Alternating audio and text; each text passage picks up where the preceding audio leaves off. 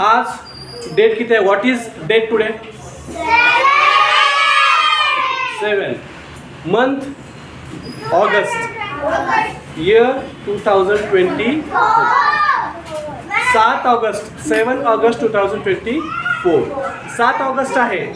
तर आपण कंप्लीट 7ची कहाणी, 7ची जी काय स्टोरी आहे ते आपण दिवसभर आज पाहणार आहोत.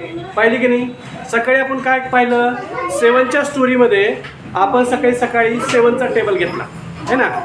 7चा टेबल घेतला.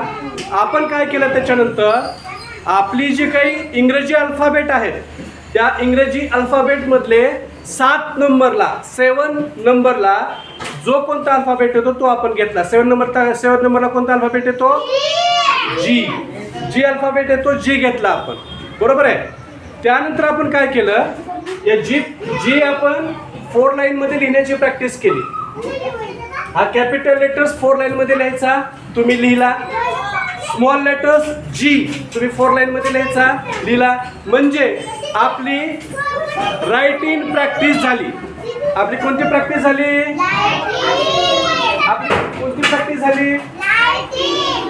रायटिंग प्रॅक्टिस झाली. बरोबर आहे. रायटिंग प्रॅक्टिस झाल्यानंतर आपण काय केलं? जी पासूनचे 5 वर्ड्स घेतले.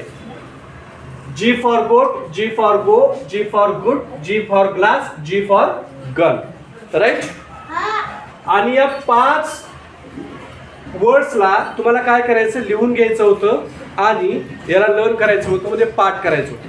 अशा पद्धतीनं पाठ झाल्यानंतर मग काय करायचं होतं? आपल्याला या ठिकाणी मी सब्जेक्ट दिलेत 1 2 3 4 5 6 7 8. हे 8 सब्जेक्ट मी दिलेत. या 8 सब्जेक्ट पासून तुम्हाला काय बनवायचे? वाक्य, सेंटेन्स बनवायचे आहेत. कसे? तर ह्या ठिकाणी मी सगळंच दिलंय. सेंटेन्स बनवण्यासाठी जे जे आवश्यक आहे सगळं या ठिकाणी मी दिलेलं आहे. काय काय आवश्यक आहे बघा. या ठिकाणी एम, इज, आर, वॉज आणि विअर हेल्पिंग वर्ब दिलेले आहेत. बरोबर आहे. तुम्हाला काय करायचं आहे? सब्जेक्ट दिलाय. या सब्जेक्टच्या पुढे तुम्हाला काय करायचं आहे? याच्यापैकी एक हेल्पिंग वर्ब या सब्जेक्टच्या पुढे ठेवायचा आहे. तो कसा ठेवायचा आहे? सब्जेक्ट हा सिंग्युलर आहे का प्लुरल आहे हे बघायचं. सिंग्युलर म्हणजे एकटाच, प्लुरल म्हणजे अनेक असलेला. जसं की याच्यामध्ये बघा, आय एकटाच आहे. आय म्हणजे मी, एकटाच. ही म्हणजे तो म्हणजे एकटाच. वी म्हणजे आम्ही म्हणजे सगळेच जण आलो आपण, त्याच्यामध्ये अनेक जण आहेत म्हणून त्याला आपण प्लुरल म्हणणार. शी म्हणजे ती एकटीच आहे. दे म्हणजे ते माणसं आहेत, म्हणजे माणसं म्हणजे खूप जास्त आहेत है ना, म्हणून त्याला आपण दे म्हणतो, प्लुरल म्हणतो. धिस हा किंवा ही किंवा हे है ना. हा मुलगा आहे, ही मुलगी आहे है ना, अशा पद्धतीने. त्यानंतर दॅट म्हणजे तो मुलगा आहे, ती मुलगी आहे, एकटाच आहे. आणि यू हा प्लुरल आहे. तू बी होऊ शकतं आणि तुम्ही सुद्धा होऊ शकतं. म्हणून आयच्या समोर काय लावतो आपण? आय. हीच्या समोर इज, वीच्या समोर आर लावतो आणि वेअर लावतो. देच्या समोर आपण काय लावणार? आर लावणार, वेअर लावणार. बरोबर. धिसच्या समोर काय लावणार आपण? इजच लावणार. धिसच्या समोर काय लावणार? फक्त इज किंवा वॉज. इज आणि वॉज धिसच्या समोर. दॅटच्या समोर सुद्धा इज आणि वॉज. यूच्या समोर वेअर आणि आर. बरोबर आहे. अशा पद्धतीनं यांच्या समोर हेल्पिंग वर्ब ठेवून याच्यापैकी एक ऑब्जेक्ट, याच्यापैकी एक वर्ड घेऊन आपल्याला ते वाक्य कंप्लीट करता येतं.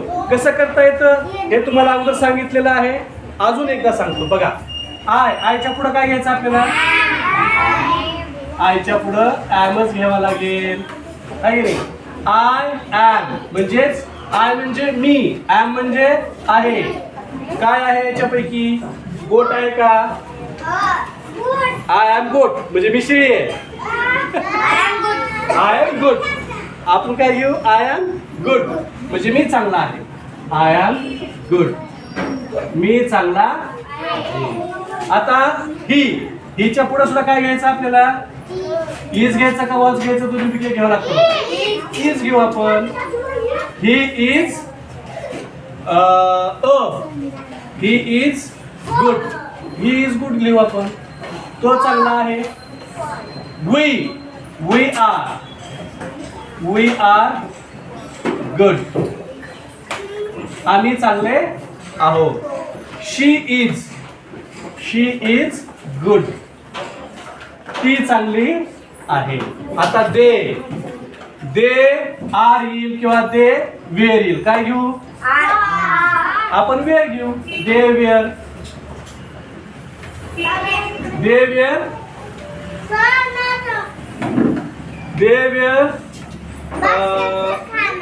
गोट्स.